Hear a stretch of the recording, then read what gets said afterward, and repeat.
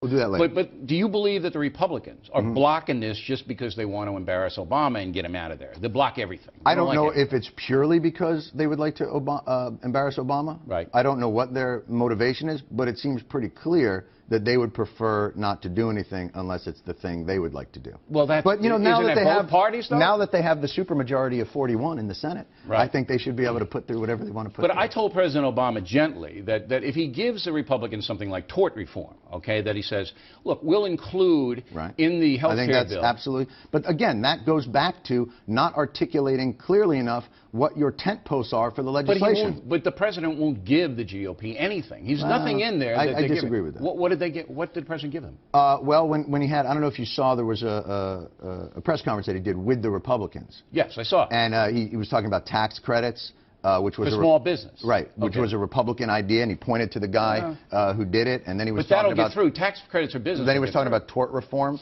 and he said, look, I would like to put tort reform on the table, but even the CBO says it's only about $5 billion a year, maybe not 2 percentage points off of what medical costs are, but I'm happy to talk about it. Why? So, just put it in. Just as you said, he's talking about it too much. Just put it in. He hasn't put anything in. That's why the Republicans don't like it. They say, give us something. That's not why the Republicans don't like it. He has given them many different angles. For instance, even in the stimulus plan, a full third of that was tax cuts, which you would think, it was like at the State of the Union when he said, and we cut taxes for 95% of middle-class Americans. And everybody clapped, and the Republicans just sat there like this. Tax cuts, that sounds vaguely familiar. Something out of, you know, if that was Reagan who said that, I'd be up on my feet. You know as well as I do, everybody's going to pay more next year with this unbelievable budget. Now, I have to quote, Howard Kurtz from the Washington Post. Am I supposed to just let that go, or is that, all right. Washington Post, Howard Kurtz, you know, like that? No, the budget thing. Yeah, well, we're going to switch topics now because you're confusing me. Washington Post, Howard Kurtz says that you're now being too tough on Barack Obama, and the audience may turn on you, and during one of the telecasts may, as in the movie Frankenstein, get torches and pitchforks and come at you in a... We have a tremendous security team. I actually do my show with a moat around the desk, so because you are turning on the president. I don't have any problem. Am I turning on? Well, that's what Howard Kurtz thinks. Yeah, he thinks you're turning on. Yeah. Well, they say... Is that the kind of guy you are? As Howard Kurtz goes, so goes Frumpkin. Would you turn on your guy? Is that the kind of guy you are? Well, there's so much to unpack in your statement there. Would I turn on my guy? Yeah. Is that the kind of guy I am? Because your audience, as I said, that we opened up with Lords, I mean, they don't want you to mock them. How do you know so much about my audience? Because I've been on 4 times. Have you been I've been on your show 4 times. But you are a very, I don't know if you realize this, provocative figure, or at least you used to be. You used to be a very provocative figure. What happened to me? Remember 5 years ago? You stayed the same, and the rest of the organization metastasized around you. Now you're like I'm the voice of reason. Right? You're like the Mr. Miyagi of Fox. You're just sitting alone in your garden doing a bonsai tree while the young Jedis run and play. Yeah, but somehow it works. You know, Stewart. You know what I'm talking about? All right, now look, in this article by Howard Kurtz, this is the quote: Stewart has clearly become an important cultural arbiter. All right, he's pulled off the trick of being taken seriously when he wants to be and taken frivolously when he wants to be. Now, the statement that you have become an important cultural arbiter. Yeah, there's a lot to unpack in that one as well. That is frightening, though. Do you understand the implications of you being important in any context? Well, I think my family loves me. I mean, if that's what you're suggesting. I'm just stunned that this has found its way into print. Listen, Mr. Rowe, I'm just happy to be in the major leagues here. Thanks for calling me up to the show. Listen, I don't take any of that stuff seriously. When you deliver your stuff, are you cognizant of the fact that your audience are primarily stone slackers who love Obama? And when you criticize Obama, all right, you may be turning on them. Does that enter into your mind? Here's what I do with the show. We don't think about who is receiving it. We think about how it feels to us. All right. So we if have an it's funny internal to you, barometer. you're going to do it. That's right. Okay. Or if it feels like a valid piece of absurdity to put out there, we vet things internally. I can't. Whatever you say, someone's not going to like. Okay, that's good. Whether because that's the way I do or not in your audience. Yeah, I don't calculate what my audience wants to hear. You obviously. can't. It's an impossibility. All right. Now, and it would make your show. Final question about you and your show, and then we'll get on to Fox News. Right. Okay? Yes. Do you feel badly when you and your pinhead writers take things out of context? You know, cut First clips of all, up. Do you think that? Can I get some credit for hiring pinheads. So few companies these days will go out and hire the pinheads. So you are helping the economy by doing that. Not only helping the economy, helping a sector of our population that so rarely work productively in society, which are pinheads.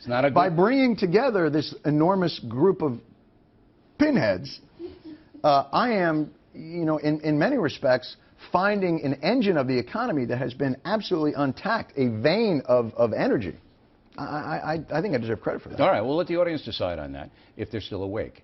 Do you feel badly when you take a clip, cut it up, to make somebody look like an idiot? Not if we think they're an idiot. Okay, so if you, Jon Stewart, think they're an idiot, then you'll do anything, however dishonest, to prove that point. No, not however dishonest. But you take a clip and you take it out of context. You did it to me. I disagree with that. You disagree with the context? I disagree that we took it out of context. Well, you cut it. You cut, the quotes were, you mocked me for... we do mock you. Yes, and I mocked myself, so you're in good territory with that. You showed a clip of me criticizing anti-Bush protesters. That's right. But you didn't use the whole clip. Well, your problem was, if I recall correctly, and let me see if I get this correctly. The idea was that Fox has become a liberal network, that you love protests against government.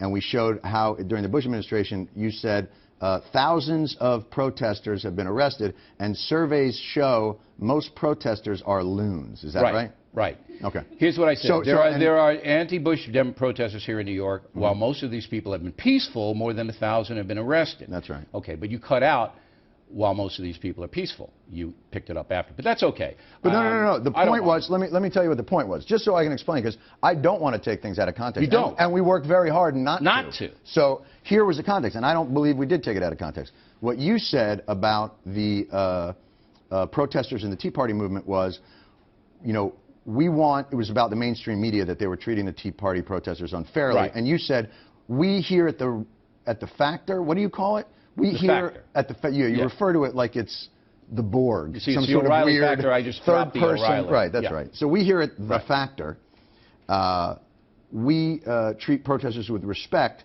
and we don't refer to them as loons. Unless they're arrested and hurt people. Well, see, that you didn't say. Now, you may say that's the implication. I did say that. I said more than 1,000 have been arrested. More than 1,000 have been arrested. But you didn't say most surveys say I'm not that. giving you the paper. You didn't say most surveys say that the arrested protesters are loons. You said most surveys say the protesters are loons. The important if you had said arrested, we wouldn't have put it in there. Okay. The important thing is you don't want to take things out of context just to make a cheap political point against people you don't like. We're not looking to make cheap political points against people we don't like. Okay. We're not looking to take things out of context, and quite frankly, we work pretty hard not to. Okay. And if you have other examples, I'd be happy to address those as well. I disagree with you that that's out of context. Okay. Now, are you shocked that a Democratic poll operation shows that Fox News is the most trusted news operation in the country? 49% of Americans trust Fox News. I'm not shocked by that.